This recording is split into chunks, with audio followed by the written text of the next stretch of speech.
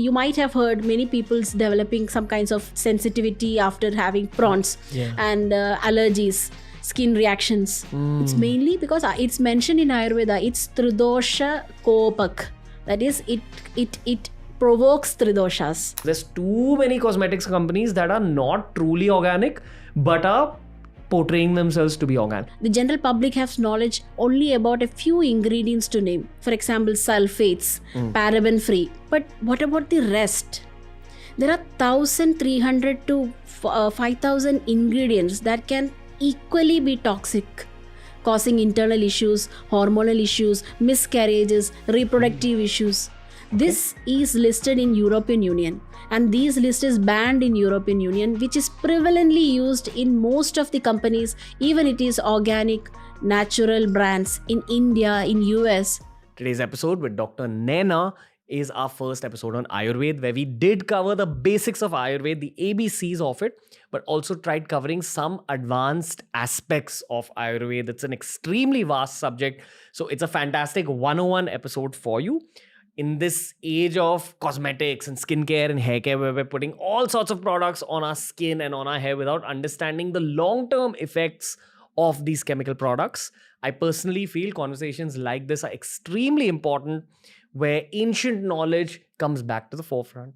Ancient knowledge is celebrated once again, and ancient knowledge is understood and applied in the real world for real world problems. Trust me, this episode will be an eye-opener from a cosmetics perspective. So if you're in the chase for better skin and hair, firstly, know that India has a lot of secrets when it comes to cosmetics. And secondly, keep your mind and your heart open to learning in this particular episode. I love supporting entrepreneurs like Dr. Nayana, who are running noble businesses, honest businesses that are difficult to run because massive companies out there in the world of cosmetics despise people like her. They do not like the honest mission that people like her are on. On YouTube, if we ever call out one of these massive companies, we usually send a legal notice. So doing this episode for me was a way to celebrate an entrepreneur like her. She's someone who's guided me in my own skincare journey. And here's Dr. Nayana explaining Ayurveda and explaining the cosmetic side of India's ancient sciences on this episode of TRS. After the episode, make sure you go follow Dr. Nayana and Vanora Organics by clicking on the links given down below. But for now, enjoy this very special, health-oriented, cosmetics-oriented episode of TRS.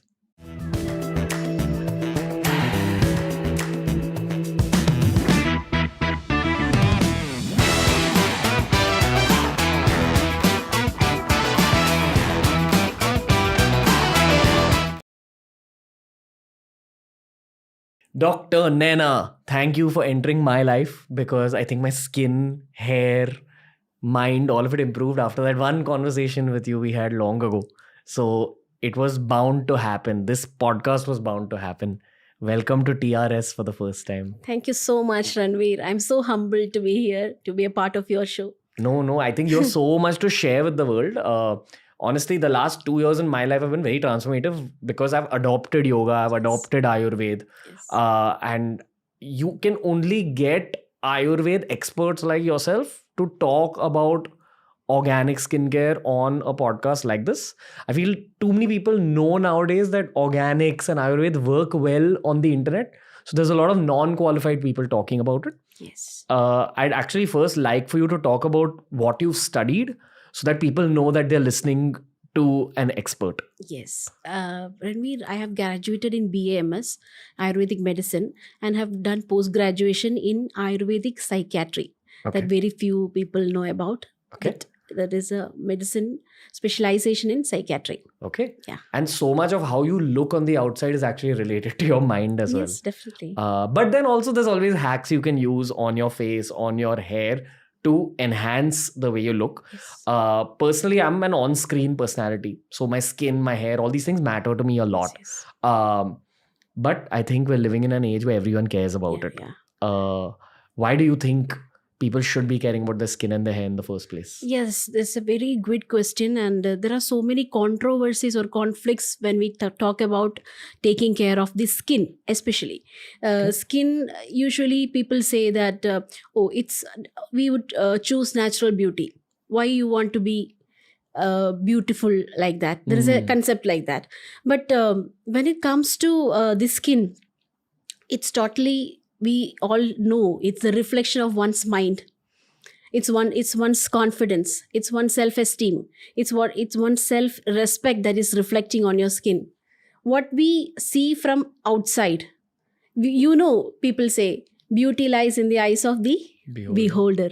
Yes, that is a concept where we perceive, that is a perceivable aspect of beauty, what people see about us. But the most important thing is what we feel about ourselves, how beautiful we feel about ourselves. When you say how beautiful we feel about ourselves, even our feelings are actually decided by what's happening biologically inside your body. Definitely. As you said that we need to enhance beauty, right? Okay. Why there should be a need to enhance beauty? Because the similar way we are eating food, we are taking a good diet to do what? To nurture the body physically. The same way we are doing yoga, we are practicing pranayama, meditation, to achieve what? Inner peace? Yes, to better our mind, to get to a higher level. So betterment is a goal. Knowing or unknowingly, it is inbuilt in the human instinct. So that way, we need to nurture each and every element of our human life, whether it may be mind, body, skin. It's very important because skin is the largest sense organ of our body, and it is the barrier of external and internal world. Yeah. What I also definitely want to say is, once I graduated out of engineering college, a lot of my opinions about the world changed because I graduated from engineering into media, which is so much about how you look and so much about what you feel on the inside. Engineering is very mathematical. It's problem solving. So I remember having a lot of pimples then also. But once I started my YouTube journey, I got very serious about my bodybuilding because I want my body to look good. So I got into a ketogenic diet. I used to eat a lot of red meat. For some reason, I used to eat a lot of spicy food also. And I didn't know how my diet is actually affecting my skin and hair. But I ended up getting a lot of acne. Especially in this one phase where I went very ham on my keto. I did a very serious keto diet. Ate a lot of fat, ate a lot of meat. Yes. And I broke out so badly that there was 6 months of my life where I didn't leave my house. And I was recording videos, very embarrassed to do that even in front of camera. But my point of saying all this is I lost the confidence to actually leave my house. It was such a dark mental health phase for me. And I found it crazy that my skin is actually affecting my mental health. So I had two goals at that point. One is fix my skin in order to fix my mental health. And second was to talk about it online because I realized I wasn't alone. So many people in my gym, so many of my relatives were dealing with adult acne. People think you have acne only till the time you're a teenager, but pimples actually happen to people my age as well. And I'd only say probably at 28, 29, that was the point where I really figured, okay, this is the kind of diet that works for me. This is the kind of food that doesn't work for me. And at its core, it was a lot of meditation and yoga that really, I think, fixed my skin and my hair. Yes. I want to actually begin this conversation by talking about pimples because I think it's the most common topic for both the millennial generation and the Gen Zs. Yes. Where do we begin this pimple topic, especially from an organics Ayurvedic perspective? Yeah. So there are two aspects, Ranveer, when it comes to the pathogenesis of pimple. What we say, how it is related to the mind. As you said, there was a lot of stress going on in your life. So stress actually induces a hormone called cortisol that everybody knows. It causes the fight or flight reaction in the body. So the same thing is initiates a precursor called CRH, cortisol releasing hormone.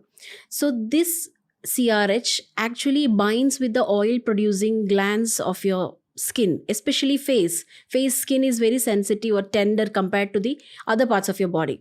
So this binds to the oil producing glands and it produces excessive oil, and thus when it combines with the external atmospheric pollution and other stuff, this including the lifestyle, pimples, acne vulgaris happens. So stress hormone has a direct connection to the initiation of pimples. You know how people love Korean skincare for Korean masks? Like Yeah. someone I dated had actually got me into Korean masks. And it's good, it's nice and all that. But I also feel Ayurveda has its own secrets when it comes to skincare, skin masks, etc. Yeah, definitely. Is that one of the general solutions? Yes, because Ayurveda is a treasure of such formulations that is working on Indian skin particularly. Okay. Because when we talk about Ayurveda, it was particularly made 5,000 years ago. It was written 5,000 years ago with the only intention of curing disease or preventing diseases. There was no business perspective. There is no fancy. It was only for the good of human beings. So when it comes to beautifying things, Saundarya Prasadaga, that is beauty enhancing medicines, are so many formulations are there in Ayurveda, and this is in the form of paste, lepas, applications and all available there. And what we have noticed when it comes to the beauty enhancing treatments in Ayurveda is they are in the form of formulations. It is a mix of combination of different herbal drugs. Okay. That means we are not using a single jadi buti or a herb for a particular disease. It's a bunch of things put together. It is a bunch of things put together in a particular proportion, in a right balance, so that the formulation is balanced in itself. That is the difference from herbal medicine and Ayurveda. Okay. Herbal ingredients and Ayurveda. So if a particular ingredient has Ushna properties, that means hot potency, there should be another drug that can neutralize the harmful effects of hot potency in that formulation itself, so that the formulation is balanced in its own. Got it. Okay. There's a lot of people listening to this wanting a home remedy right now. Yeah. And I know it's not easy for you to give a home remedy because everyone's skin is different, doshas are different. Yeah. You can't truly generalize with a remedy.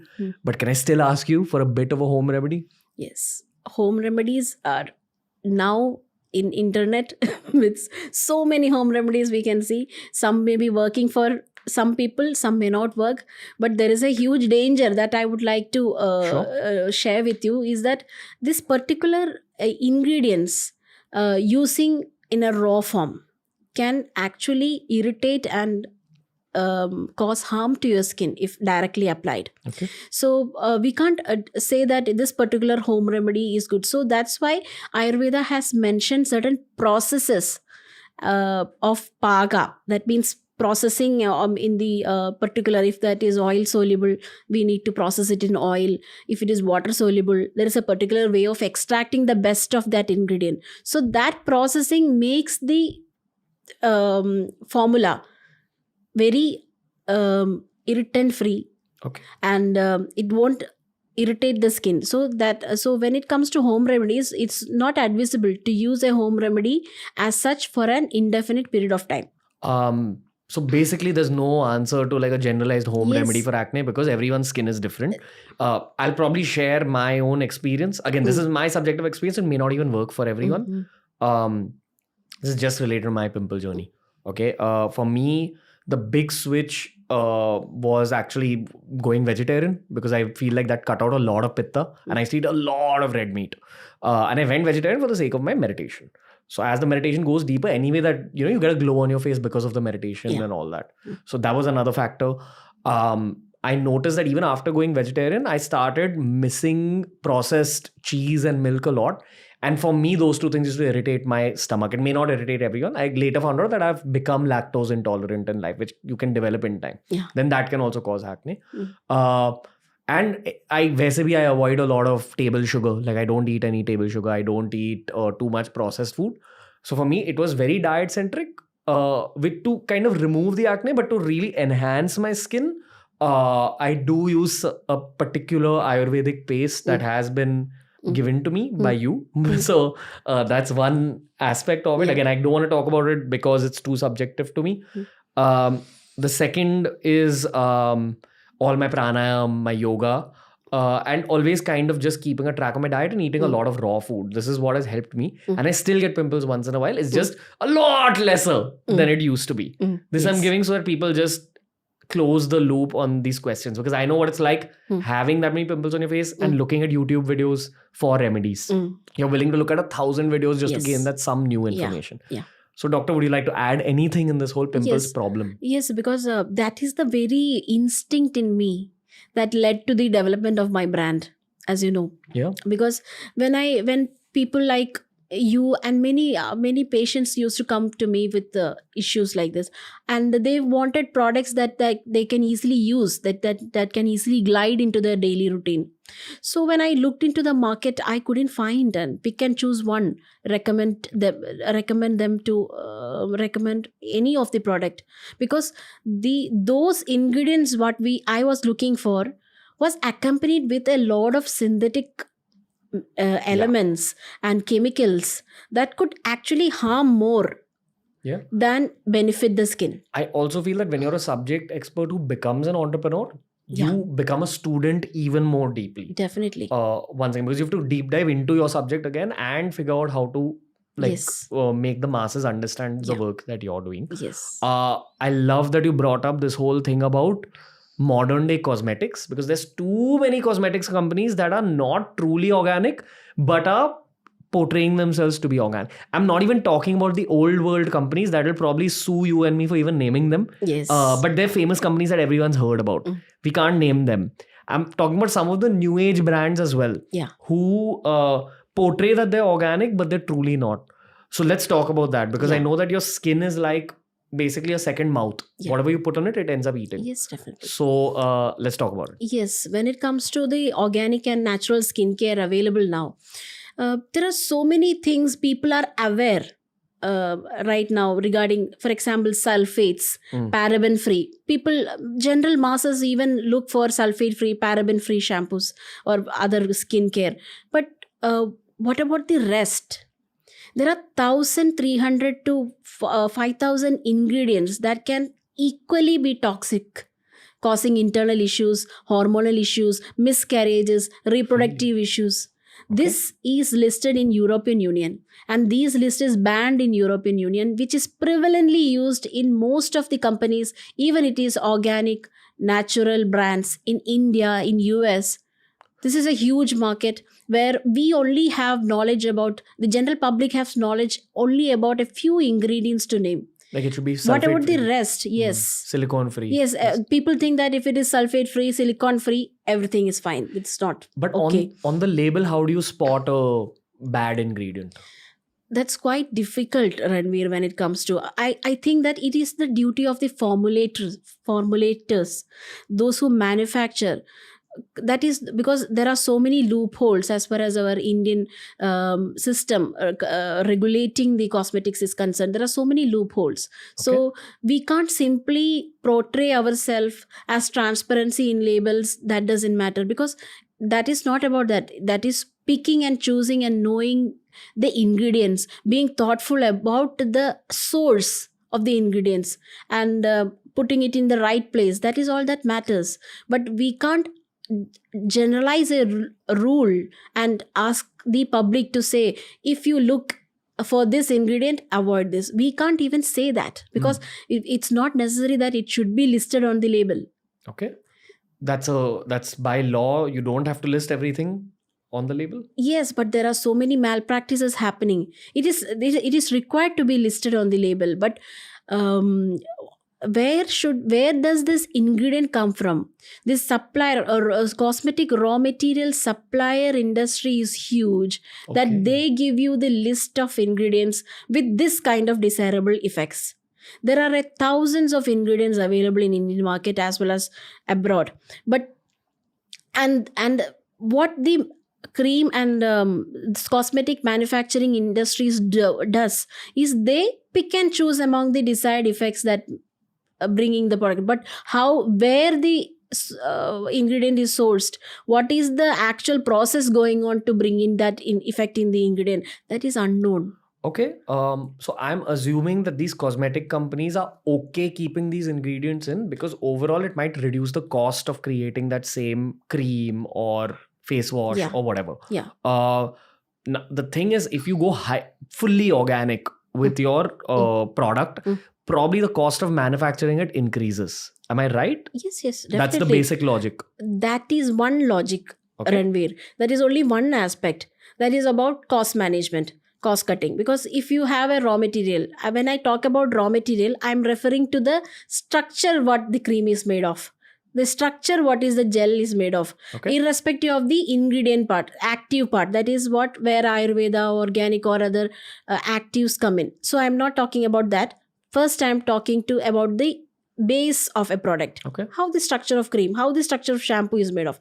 In that, as you said, there is a huge kind of cost cutting happening because the chemical synthetic alternatives are 50 times of lesser price when it comes to natural or organic ingredients. And also there are no substitutes that are readily available so that we can bring in the structure of a cream or a particular gel like that. Yeah. That is researched as far as we are concerned. We have researched some natural alternatives so that the texture and the form matches international quality. That is actually a huge level of research going on in that. The sad thing is everyone who's our age is only going to see these effects in like 30-40 years. They'll keep using these products. Yeah. No matter how many people are even seeing this podcast, there's a lot of people who are still going to go for those same old school products because that's what they've used all their life.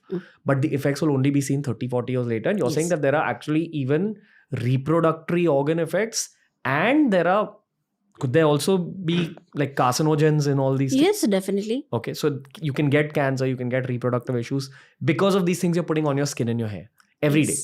Yes, but and another matter of fact is that how can we attribute to a skin cancer developing 5 years later to a cream you have used 2 or 3 months in this spirit? So the studies available are also very less.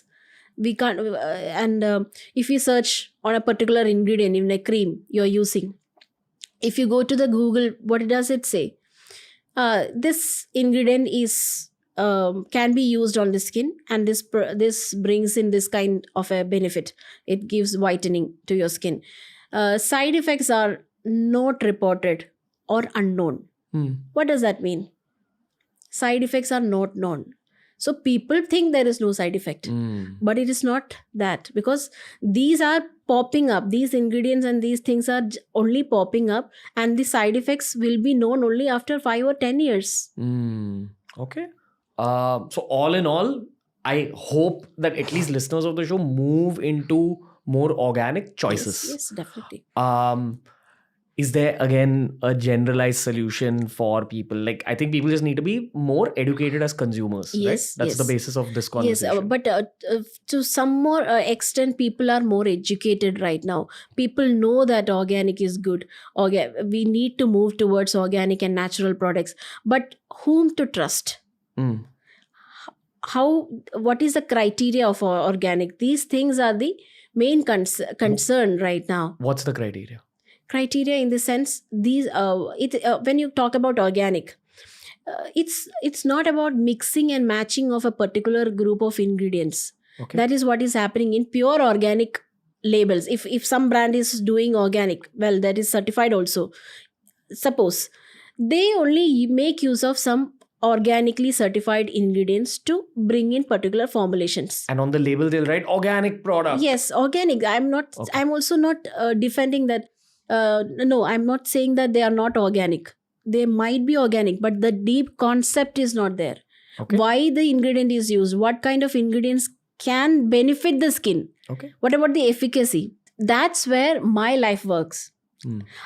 We researched the treasure of formulations available in Ayurveda to bring the best out of it, fitting the modern world individual.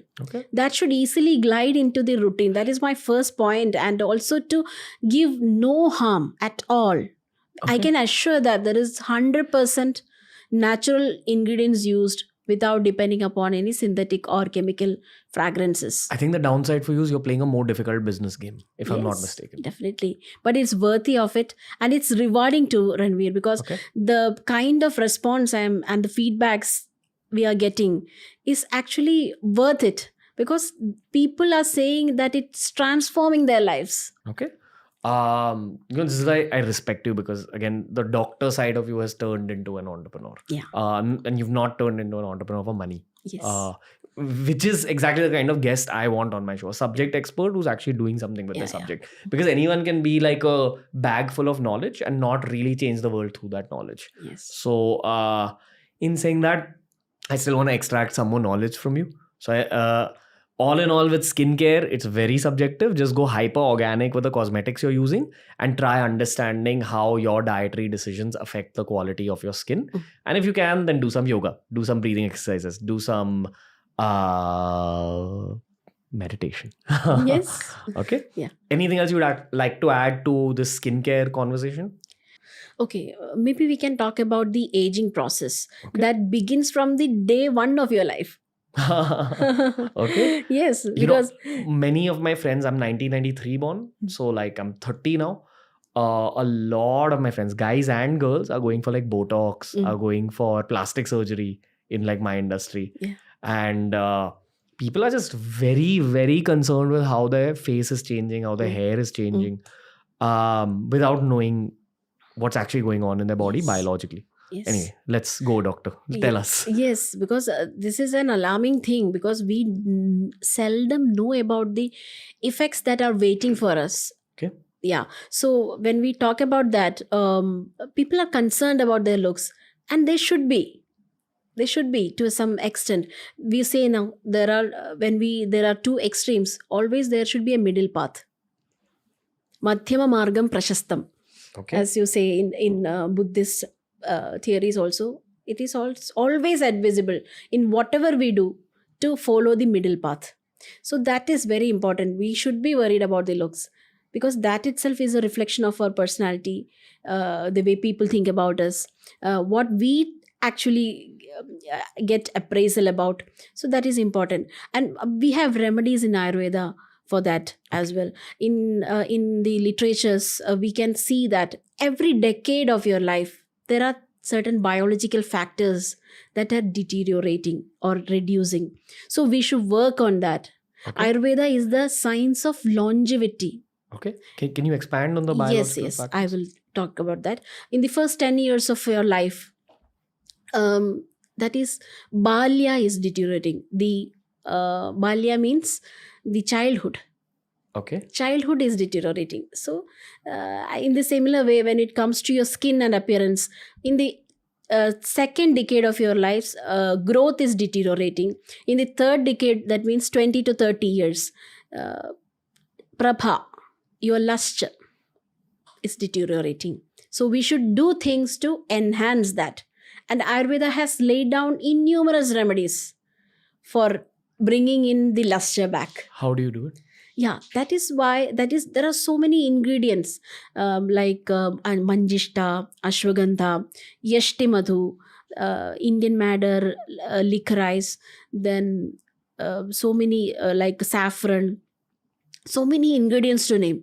The perfect blend of these items in a particular formulation, in a particular form, that is very, very important, Ranveer, because if we make some paste of it, apply on your face, that won't work, because the skin has lipid soluble as well as water soluble ingredients that has to be given for penetration. I think this is why Ayurvedic doctors exist in the first place. Like everyone assumes that through home remedies that they can find on YouTube that their problems will be solved, but it's actually way more complex than Definitely. that. Okay. Whenever we are into that science, when you are exposed to that science, we are exposed to the philosophy of it. The concepts includes the not only in finding out the right medicine or right ingredient, that has to be rightly processed and applied in such a way that it is to the point. People usually say Ayurveda is slow acting. It's not. If done in right point, right place, and right proportion, Okay. It can easily cure things. Okay. What deteriorates in your 30s? In 30s, it is the luster, prabha, your aura that is deteriorating. 20s was 20s, it is the growth is deteriorating because we grow up to a certain, our growth almost comes to a standstill after 20-21 years, right? Okay. That is what they mentioned. So there are different aspects. When it comes to skin care, I'm telling that this luster is deteriorating in 20 to 30 years, and skin is deteriorating in 40 to 50 years. Okay.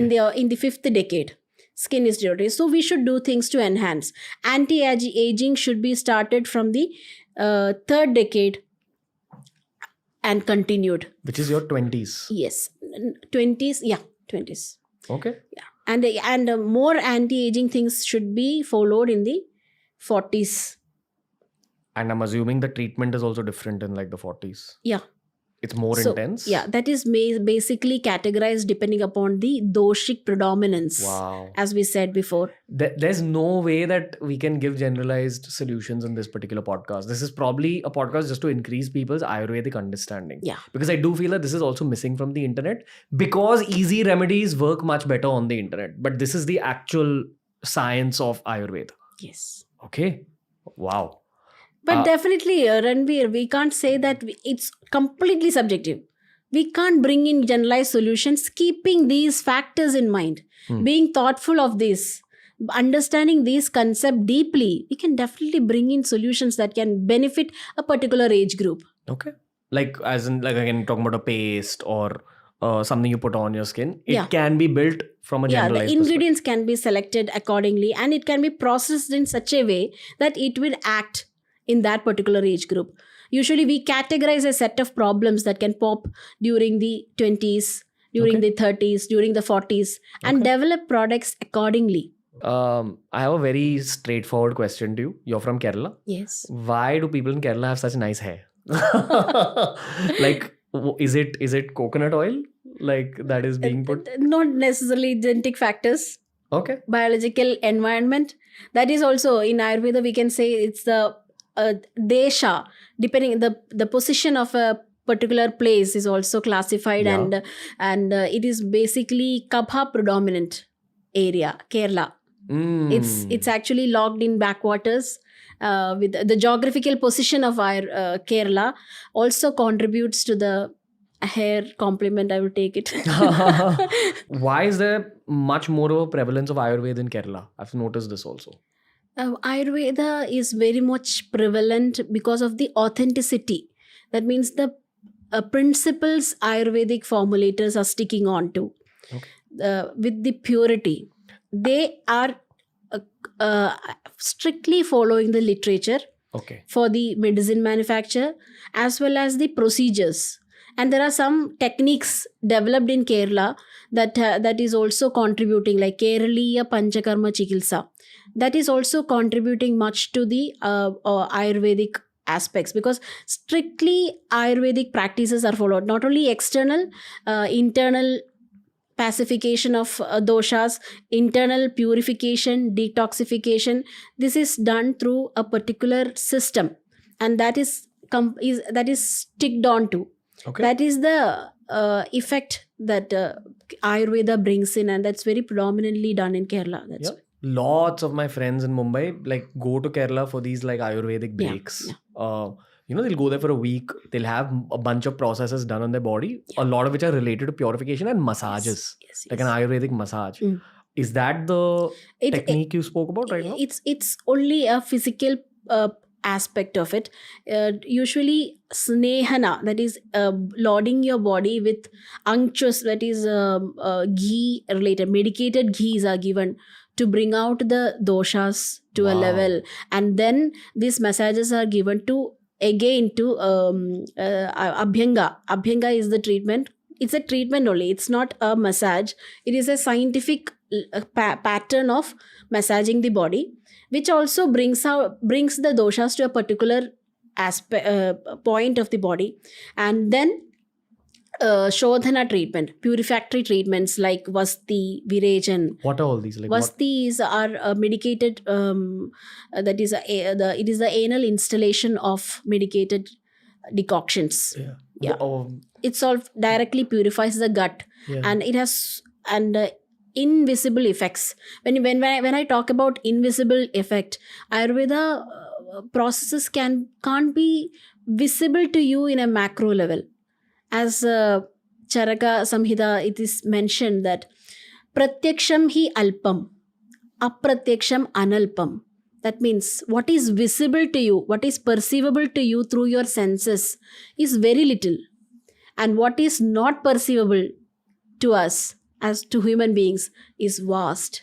So finding explanations to each and everything is not possible.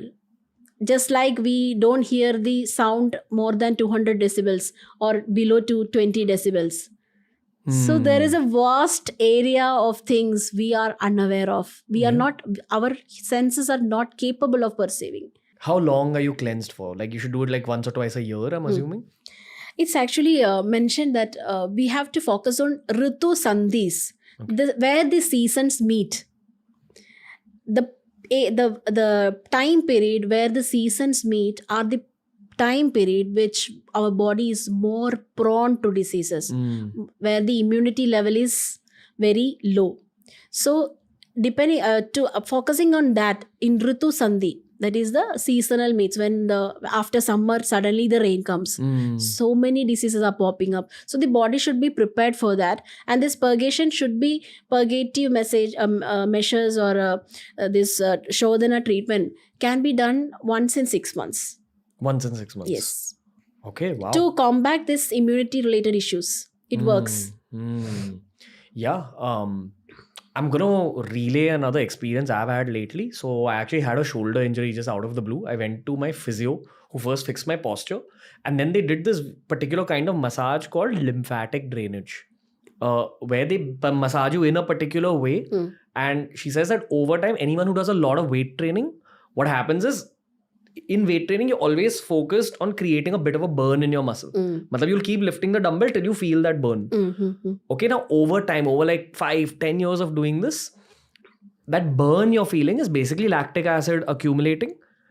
And then after you stop doing the set, that lactic acid drains away. But when something drains away, bits of it are left, residue of it is left. Now that residue stays in your full musculature and eventually can cause problems in your life. Yes. And I asked her, okay, so say if someone's done weight training for like 10 years and you think that they've not done good lymphatic drainage, what are some symptoms that you see? So she's like, a lack of a glow on the face, pimples on the face. Again, it's Pitta dosh. Yes. So I'm assuming, and what I'll also say is, this lymphatic drainage thing, it happens over 10 to 15 sessions, I think. But every time they give you a different kind of massage, okay? Yes. And every time they'll tell you, listen, if you're getting chakkar, if you're feeling giddy, you go home and sleep. So my first take was, why would I get chakkar from a massage? Like, I'm a man. But you actually feel a little giddy. And by the 5th session that I had, they had told me, listen, today, maybe your stomach will be upset. So I said, why? Why from a massage? And it really had become upset. Yes. Something was getting thrown out of my body. Yeah. And what you said about the Ayurvedic massage also sounds... Yes, similar only. Yeah. Bringing in the doshas to koshta. That is the alimentary tract when you say that. And then you poop out like all your toxins. Yes. That's basically the concept. They also said that you'll pee a lot. And this used to happen after like every lymphatic drainage. So all these things again that the world of modern medicine is discovering has been there in our culture for a while. Yeah.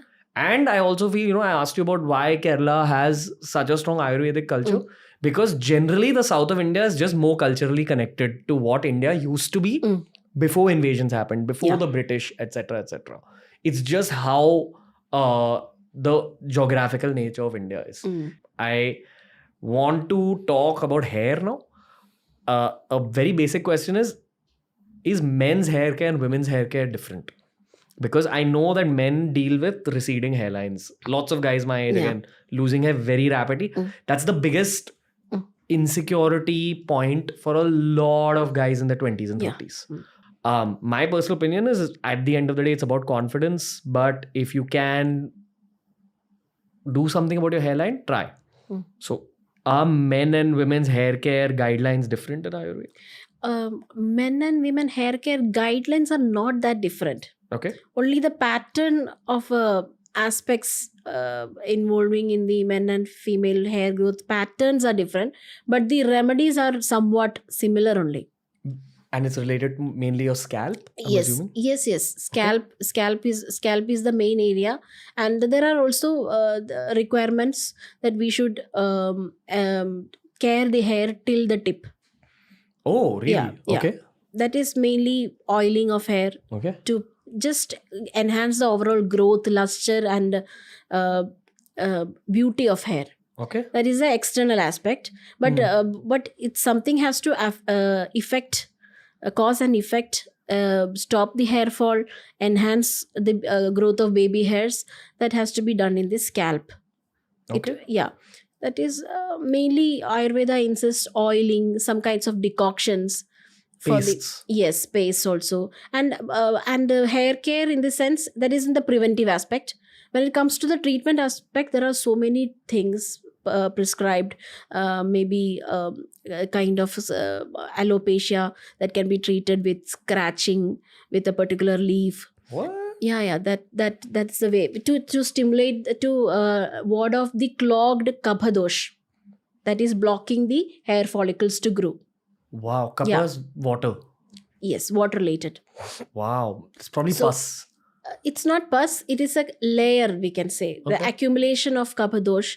It's not pus. Okay. It's just a layer that can block. Just like the mind gets clouded. In the similar way, there are a body get clouded due to the, we can say that mucus, a kind of mucus. Okay. Do not related to mucus that we see in our cuffs.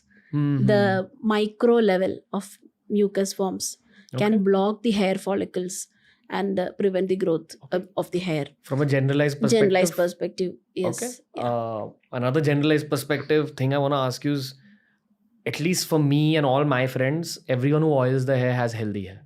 Like, I've noticed this. I once went to give a talk in a very big corporate firm where they were related to hair products. And the product head came up to me and said, "Hey Ranveer, we love your work. We want you to be our ambassador for our shampoos and conditioners." So I said, "Okay, ma'am, happy to," and all that. She's like, "Yeah, usually Indians don't know much about true hair care.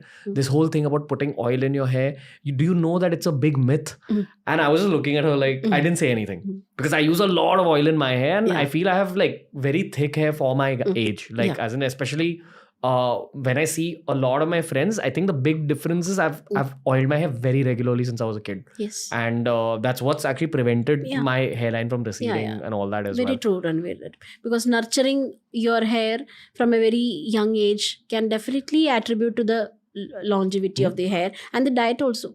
That is also very important. Okay. I also feel, again, big corporates don't want you to believe this. Yes. Because they don't have hair oil products. They have shampoos and conditioners, which can cause damage. Definitely. Toxins that Same. can penetrate into the scalp, the synthetic aspect, the silicons, and so many numbers, PEGs, thickening agents. These are affecting the hair strands as well as the hair follicles. That will cause hair effects, negative effects on hair as well as the system. Okay. When it comes to this oiling of hair, like for me, there's an oil called Mahabhringraj Tel. Yeah. I believe Bhringraj is also an Ayurvedic. Yes, Bhringraj. This Mahabhringraj is actually formulation, as I mentioned before. Okay. It's a combination of so many medicines. We are also having Neeli Bhringadi Keram.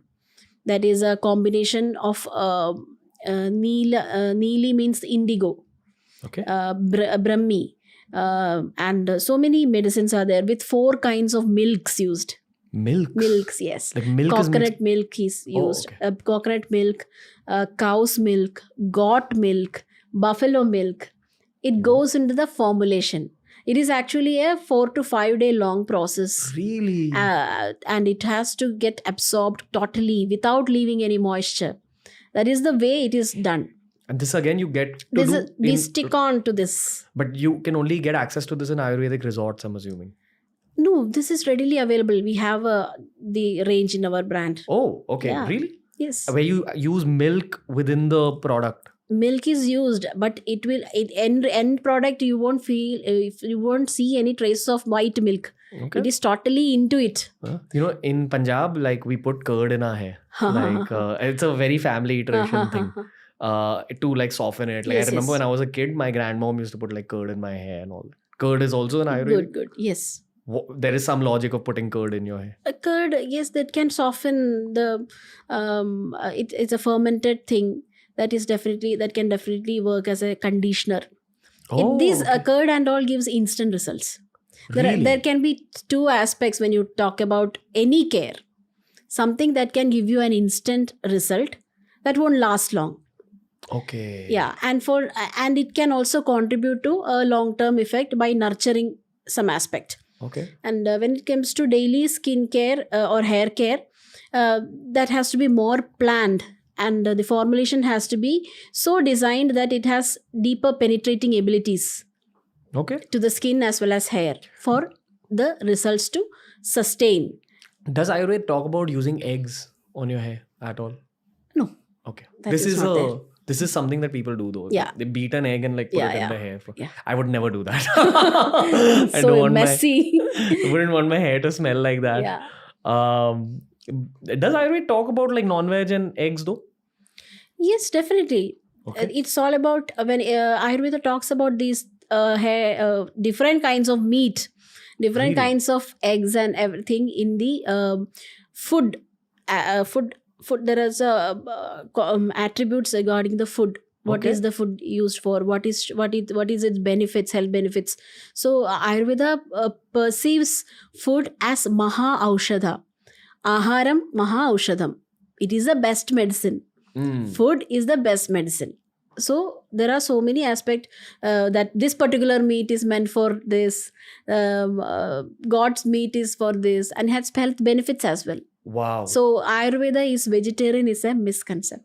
Do you want to talk a little bit about this non-veg aspect in Ayurveda? I believe, I mean, the little I know is that, and I know this because I have a mutton-loving uncle of mine who always brings this up. They say that if you have a very bad fever, then some mutton soup or something is recommended according to Ayurveda. Is that true? It's I'll just say about the facts that Ayurvedic text has mentioned regarding the mutton you say. But it's totally your choice. Ayurveda is not insisting that you should take this. It is just giving you this food has these attributes. Okay. This is beneficial for this. It's not commenting upon that we should use these things.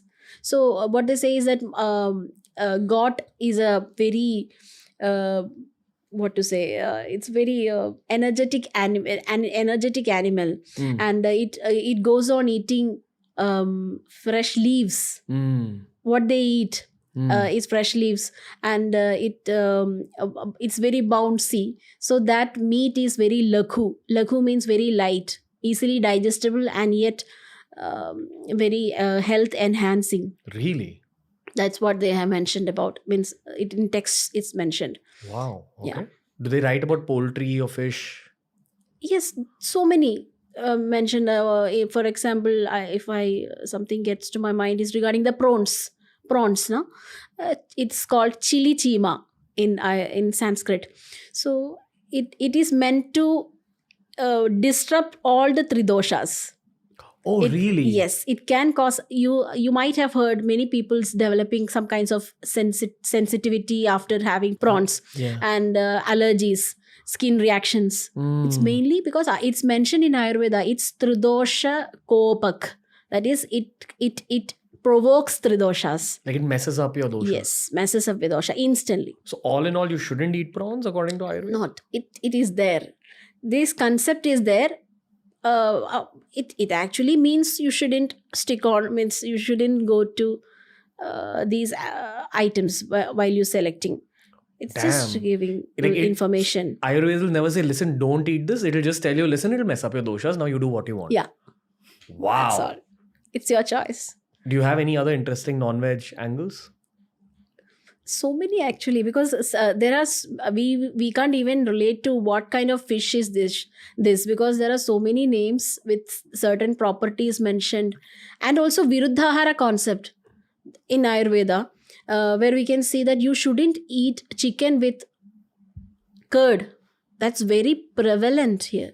As in bad food combinations. Yes, bad food combinations. Okay. So exact what is the result that I said, we can't perceive it in a instance, but these are causing damage to the gut and other systems. It in what the basis of Viruddhahara is toxicity, short term as well as long term toxicity it might bring in. That is the basis of Viruddhahara. Mixing with there are certain combinations mentioned in Ayurveda where you shouldn't use, that is some don'ts, this combination. Sometimes they say that with a particular kind of wood, you should not mix a cooking item with that particular wood ladle. Damn. Yeah, that is the kind of information we get about Viruddhahara. Usually we need to follow, because this can directly impact you in the level of toxicity. Is there a book or, an author who's written about all these things? There are so many books actually. Okay. These are actually these knowledge we get while studying Ayurveda, because it's in Charak Samhita, in Sharangadhara Samhita. It's a treasure of knowledge Okay. Is regarding there food. A book I'm not able to suggest. I don't get Okay. it. Yeah, maybe but there a- are books available that can give you insights about the dietary aspects of Ayurveda. Okay. Charak Samhita and In general, in Ashtanga Hridaya, Charaka Samhita, Sharangadhara Samhita, okay. so many texture literatures available. Okay. It's the basis of Ayurveda, Okay. where the principles, concepts, preparation of medicine, everything is talked about diseases, their remedies. Okay. Again, this is one of those podcasts where there's too much information to take in for one episode, which is why I don't think we're going so into depth with each topic, because I think this is sort of an introduction to Ayurveda episode for the audiences. Yeah. I always ask the questions that I'm actually feeling like asking on the inside, which is why I want to ask you about this whole Ayurvedic psychiatry thing. That was a part of your degree Yes. as well. Masters. Your master's in Ayurvedic Yeah, psychiatry. MD. Wow. Okay. Where do we even begin this topic? Like, how do they actually start teaching you Ayurvedic psychiatry? Yeah. Maybe I would like to begin by saying psychiatry, as far as I understand it, is how you help treat someone's mental health, but through medication. Right, exactly. So you give people medicines that will help better their mental health. It's different from psychology in terms of, with psychology, you can never give medicines. You can give You're them right. techniques. Yes. Coping Coping mechanisms. Yeah. Now I'll ask you about Ayurvedic psychiatry. Yeah. So how do they begin teaching you the subject? It's actually as far as Ayurveda is concerned, each and every aspect of a disease is covered along with the mind aspects also. So mental aspects are there throughout Ayurvedic literature. When we talk about the diseases, symptoms and all, when we talk about the physical symptoms, we talk about the mental symptoms as well, even if it is for a fever. So the psychology aspect in Ayurveda is throughout.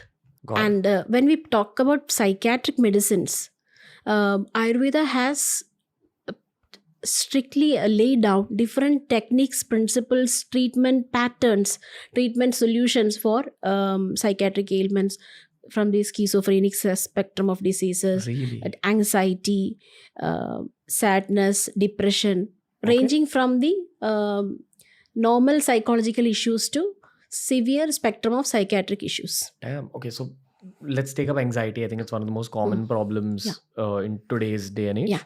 What is the Ayurvedic? Aspect of psychiatry, we can start by talking about the doshic predominance. Sure. It's vata pitta combination when we talk about psychiatric anxiety. So air and fire Yes, being more. predominant in our mindset. Okay. That is, as I told you, dosha is in every aspect of your life, every aspect, element of your cell and mind as well. So when there is an aggravation of vata pitta along with the rajo dosha, There's a raja, fourth one? tamas, and when it comes to mind, Oh, okay. you okay. have heard the three gunas. It's three gunas: sattva, raja, and tamas. Sattva is kabha predominant, rajas is pitta predominant, and tamas is kabha predominant. Okay. Similarly, when it comes to mind issues, you have always heard about sattvic food, rajasic food. Even in Bhagavad Gita, there are certain 17 sets mentioned as per Tridoshas in the 17th chapter of Bhagavad Gita. So that aspect is also brought to Ayurveda while we are treating where we are looking into a particular disease. In Ayurveda, we first look into the pathology. What is creating the disease, even if it is physical or mental or psychological. So when it comes to anxiety, it's Vata, Pitta, and Rajas that is acting. Rajas is the kind of that kind of panic feeling. Like very stimulated, Yes, overstimulated. Okay. That is attributed to Pitta, Raja, and Vata dosha in combination. So I'm assuming that the solution usually when it comes to the Ayurvedic way of dealing with anxiety is reduce the amount of food with Pitta as well as Yes. reduce Rajasic food. Right, you're right. This is the dietary restrictions, we can say. Okay. But when it comes to medicines, apart from the food diet insisted, there is particular medicines designed so that this the dosha, Vata, Pitta, and Rajo dosha can be alleviated. Okay. That is how medicines are designed, that can alleviate this tridosha, these kinds of doshas, which Okay. is causing a particular symptom Okay. or disease. What is Rajasic food? Like, can you give examples of Rajasic food? Rajasic food is usually that pakka explanation of Rajasic food is mentioned in Bhagavad Gita, Okay. where that sattvic food is Rajasic food is amla, which is exciting, which is hot. Amla means sour, spicy, and that is very tangy. Okay. These are Rajasic foods. Okay. Okay, and when it comes to sattvic food, it is quite it's oily, sweet, and very mild. I know this whole Sattvic Tamasic thing because it's sort of related to meditation. Yes, So they tell us that when you definitely. want to go deeper into your meditation, you try increasing the amount of Sattvic food you're Sattvic, eating. yeah. Which is what led me to giving up non-veg, etc. back in the day. Mm. And I've seen that when my diet is full of raw vegetables, raw fruits, my meditations also go deeper. Yes. So I'm assuming that that's a Sattvic. And also one certain thing that is should be cared about is that we should not stick on completely to sattvic things. Okay. There should be a balance. Okay. Not tamasic, but the rajasic and tamasic doesn't mean that we should only take these particular items. Like the three doshas, sattvic, rajasic, and tamas. It is not doshas; it is three gunas. Why is it mentioned if it is if tamasic and rajasic is bad? Why is it mentioned as three gunas? Gunas, you mean qualities, right? Okay. So why is it so said so? Because these qualities are required. For instance, sattvic doesn't mean that we are all in a mind perspective, in a psychological perspective. It doesn't mean that it is very peaceful, calm, and sorted. It also means doing the right things, being active in the right place. So for the activity, for any action or initiation, Pitta and Rajas is required. Rajas gives the drive, right? So everything has to be in a right balance. So being sattvic along with that amount of Rajas is required for the activity. And tamas induces sleep, peace, and stability. So what would be a tamasic food that is probably good for you? When it comes to food, tamasic is not recommended. Food that is leftover, old, degraded. That is the three types of food explained in Bhagavad Gita, not Ayurveda. Okay, so it's different. Yeah. So you're saying Ayurveda. So, but that is the base where we can find that kind of food in Ayurveda. In Ayurveda, we say that kapha, it is all dependent. Food is always categorized depending upon the doshas, not the sattva, rajas, tamo gunas. Okay. So it is related, but it's not a core part of Ayurveda. Yeah. Like this rajas, sattva, and tamas when it comes from... to food, but when in the mental perspective, that is a core part only in Ayurveda. Okay, got it. So Rajas, Tamas, Sattva, food is mentioned in. Bhagavad Gita. Okay, but when it comes to Ayurveda, they talk about what's happening inside your body. Yes. All right. Even that food is we are breaking it down in the doshic basis. That is the. Got it. Okay. What other aspects of Ayurvedic psychiatry did you find very fascinating when you were studying it? Yeah, because I had actually researched in Bhagavad Gita for deriving the techniques of counseling. Okay. Yeah, that's what that was a research topic in Ayurveda. So I was bringing in the concepts of Bhagavad Gita into Ayurveda for Sattva Avajaya Chikitsa, enhancing the mind Okay. of a person. Okay. So that is a part.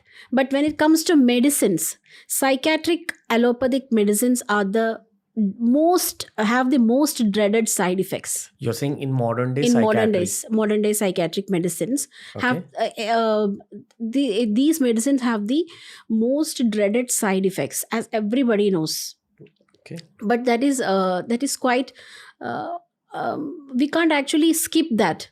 For that purpose, Ayurveda has great solutions, because the psychiatric medicines actually work on the productivity of a person. The person, they will the symptoms will be alleviated, the psychiatric symptoms will be alleviated, but at the same time that individual's quality is compromised. That individual is not able to work productively in the society, Okay. actively work on that, because he will take lifelong medicines and be in a vegetative state mostly, without able to do his work, or without able to feel like doing things. Okay. So this aspect is actually worked on when it comes to Ayurveda. It actually enhances the productivity of a person, along with treating the psychiatric conditions. I think there'll be a lot of psychiatrists watching this very angry right now. But I get where you're going with this. Yeah. I don't know too much about the allopathy version of psychiatry. I've never actually even spoken to a psychiatrist on the show. Maybe we will at some point. But I think where you're going with all this is the fact that allopathy and the pharmaceutical industry is also a place that is constantly developing. They're constantly going further. And maybe one of the alternatives could be Ayurvedic medicines used in psychiatry. Yeah. I think what you're also saying is that there are a lot of medicines used in modern day allopathic psychiatry, which could blunt out some of your functions. This is also some of the narratives that are there on the internet. Yes. I don't have any experience dealing with allopathy from a psychological perspective. So I have nothing to say here. But I'd love to know it from you in terms of, say there is a medicine that reduces your anxiety. Okay. So I think you're saying that it also will reduce your productivity if your anxiety is reducing. Yes. I am 100% sure that the medication you take, some of it does have side effects. But what is the Ayurvedic solution here, according to you? So it has we can incorporate Ayurvedic solutions in two aspects. Okay. Once so many people are having allopathic medicines for psychiatric diseases, so they can consult an Ayurvedic physician, especially Ayurvedic psychiatrist, if possible, and get recommendations and prescriptions so that they can complement to the issues that are popping up due to the side effects of allopathic medicines initially. And later on, once the medicine gets effect on the person, there are chances that the psychiatrist, they have been looking, they were taking advices, can taper the dosage to some extent, and for eventually they can switch on to the Ayurvedic medicines. Are there modern day psychiatrists who are open to Ayurvedic psychiatry? Many. Because NIMHANS is the National Institute for Mental Health Sciences, Bangalore. It is the most reputed research center and medical college in India. So it has integrated the concept of Ayurveda with psychiatry, neuroscience, psychiatric departments. They have now integrated Ayurveda knowing the benefits. Yeah. So they are open. People are more aware because psychiatrists are totally aware of this side effect part. So they are also looking to some alternatives right. for coping the side effects of the medicines. We had an expert in molecular biology recently on the show, Dr. Neeraj Rai. He confirmed a theory that I had. My theory was that in the world of plants, which is also Ayurveda, there are too many secrets as well as solutions. Now, Ayurveda or Chinese medicine or shamanic medicine over the centuries have figured out how to use plants to a large degree. Yeah. And generally, the world of pharmaceuticals actually studies the same plant medicine, tries understanding what is the active molecule in this particular plant that's causing this effect, and then tries mimicking that molecule in a lab in many cases of creating medication. Yeah. I think that's where the world of modern science also needs to go, that we need to kind of break down Ayurveda a lot more because this is an ancient science. Yeah. Everything that Ayurveda says seems to be working for the modern day human. Yeah. Therefore, there needs to be more research done on Ayurveda to understand it more deeply and to back it by the stamp of Western science even more. Evidence, yeah. But again, it's an ongoing process. Yeah. I think some of it has been proven. Even Dr. Huberman keeps talking about a lot of Ayurvedic stuff, but it's just touched the surface. I think the world only knows ashwagandha right now, and they know haldi, turmeric, whatever. Yeah. Do you want to talk a little bit about these two? These are very hot topics from an international Point of view.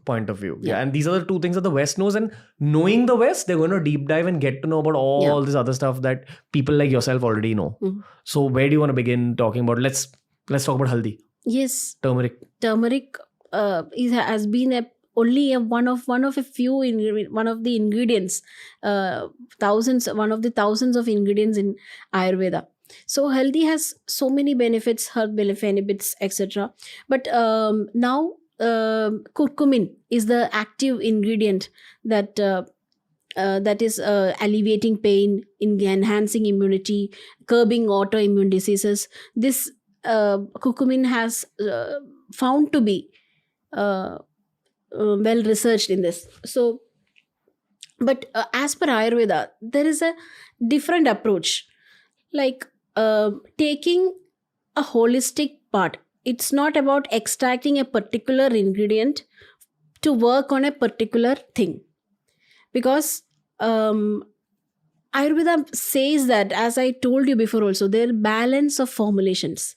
In the same way, if we extract a particular ingredient and make it work on a particular thing, there are certain issues that may come along with that. So even if it is naturally extracted, if a particular ingredient has to work for a long term, that may have some side effects. Okay. So blindly we can't follow a single drug, especially a single drug, because in Ayurveda, single drug, when I say single drug, it does mean raw herbal material. So depending on a single drug is not the way of Ayurveda. It gives everything in combinations. Okay. So the extraction part of curcumin is something different from what Ayurveda prescribes. Okay, got it. And also long-term usage of ashwagandha. Ayurveda doesn't insist long-term usage of any particular medicine or any particular herb, even if it is a food material. It only prescribes certain materials that can be used on a daily basis. For example, green, like mudgada, green gram, honey. These materials, these food items are prescribed in Ayurveda, saying that this can be taken as long as you can. Okay. That is restricted to six numbers. As in, there's only 6 food items. That Ayurveda insists that you can take it lifelong. Rest all are conditional. Okay. And all the herbs that we are talking about, long-term intake of a particular thing can, you have to stop when the desired effects come. There is a condition called satmya in Ayurveda. That means when the body gets used to a particular item. Okay. And once you stop that, the capacity of the body to generate that particular effect naturally tends to deteriorate. Body tends to lose that capacity of doing that for the body. So Okay.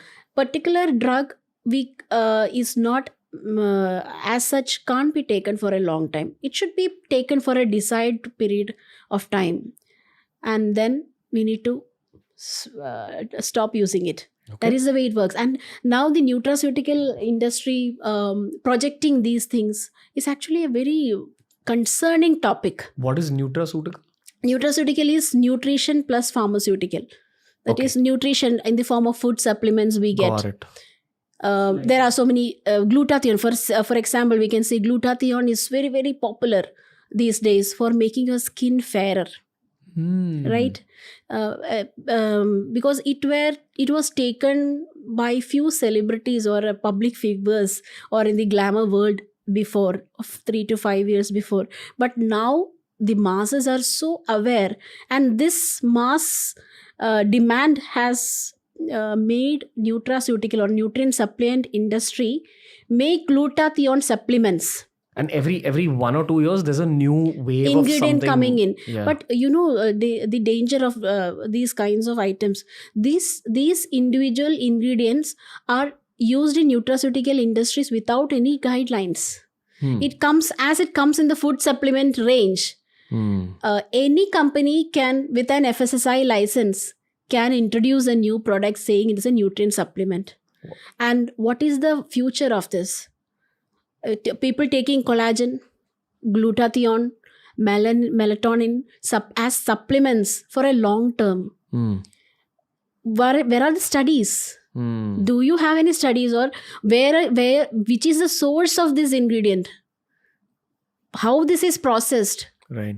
And when people usually search on Google and they say there are no reports of any side effects, but that doesn't mean that it doesn't have any side effects.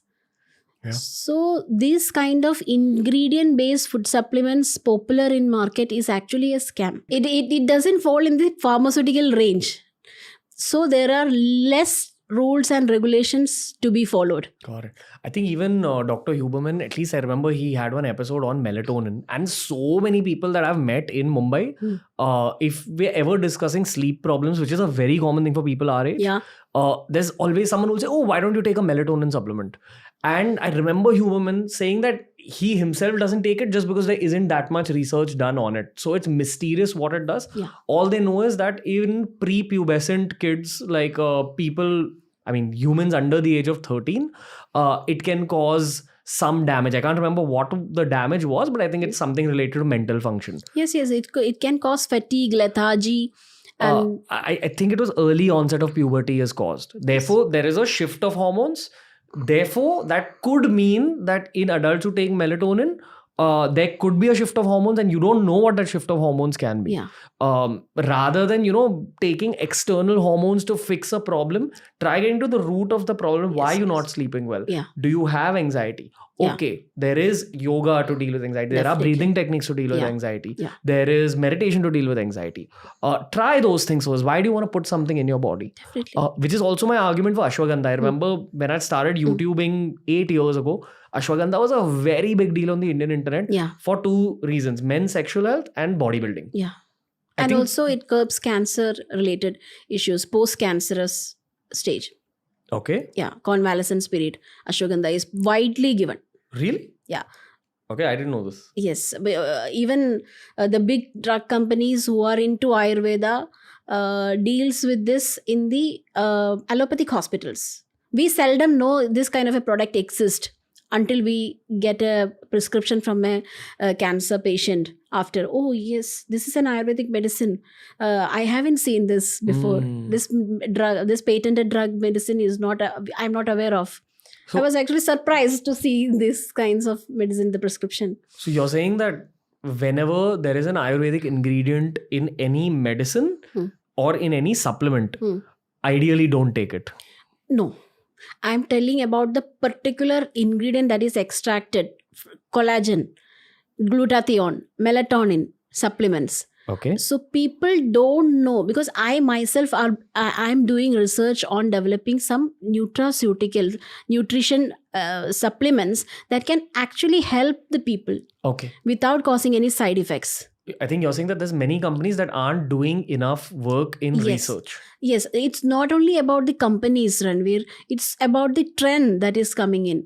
People are, otherwise businesses are forced to get into that trend, to make utilize of this trend. But they only know some suppliers, random suppliers. They said, yes, collagen powder is there. This much is the cost. So this and this, mix it. Okay. And then you make gummies, collagen supplement powders. But where does this collagen come in? Marine collagen is available. From where? How is it this extracted? What synthetic process or chemicals are undergone for extracting and processing these things? Right. It's unknown. Yeah. It's this whole thing about, again, Dr. Neeraj Rai, the molecular biologist on the show.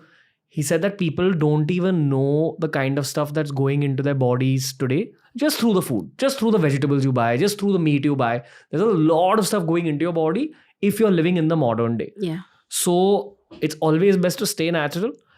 And that's what actually brings me to the end of this conversation with you. What I've learned through this episode is one, Ayurveda is deeply subjective.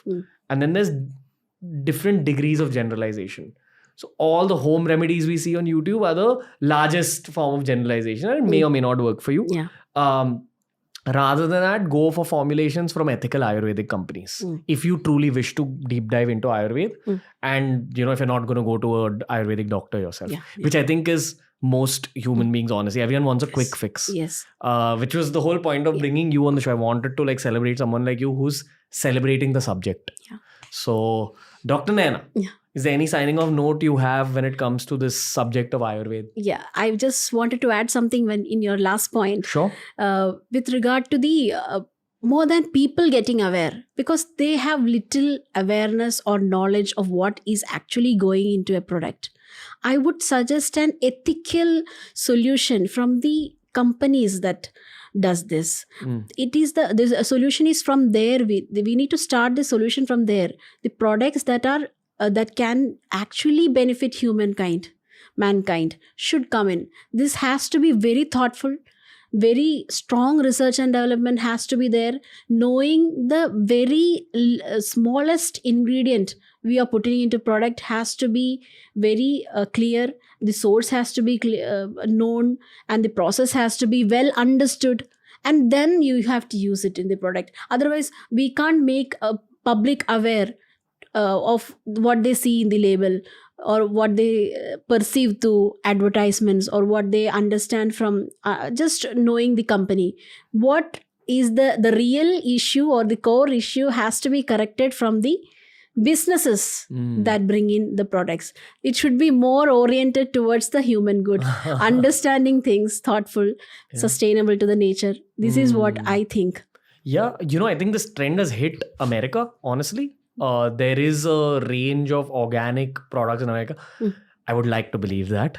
I also think things like sustainability are focused upon there when it comes to businesses. I'm waiting for the day all Indian businesses talk about sustainability, talk about honesty, talk about organic truth. Yeah. Because I don't see too much of it happening today, and I don't know if it will happen, which is exactly why businesses like yours have to be celebrated. Yes.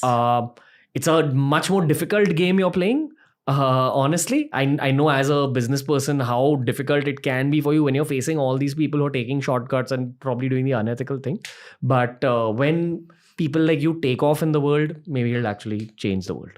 I hope so. So that's it for today's episode. Dr. Nayana, thank you. Thank you. Thank you for teaching us so much about Ayurveda. It's the age of consumer education, and that's what I hope people gain through today's podcast. Thank you so much, Ranveer. Thank you. So that was the episode for today. Please tell me what you thought of it. Make sure you support Dr. Nayana. Make sure you support Vanora Organics. Remember, they're using a lot of advanced technologies to build out this particular brand. It's extremely difficult to actually bring back ancient sciences to the forefront in today's day and age, where massive conglomerates, massive multinationals are actually giving you products which are built from the other side, using chemicals, using these stabilizers and these bases for their creams and their gels and their shampoos and the soaps. Make sure you support young Indian entrepreneurs. Make sure you support Indian entrepreneurs who are doing the right thing. This was our Ayurveda special with Dr. Nayana. I'll also be linking my personal favorite products from her range. It's the Rejuvenita that uses the advanced whitening technology in order to even create the product. Trust me, you need to experience these products to understand what real Ayurveda is as compared to the slightly false Ayurveda that's sold to us in the form of skincare and hair care products.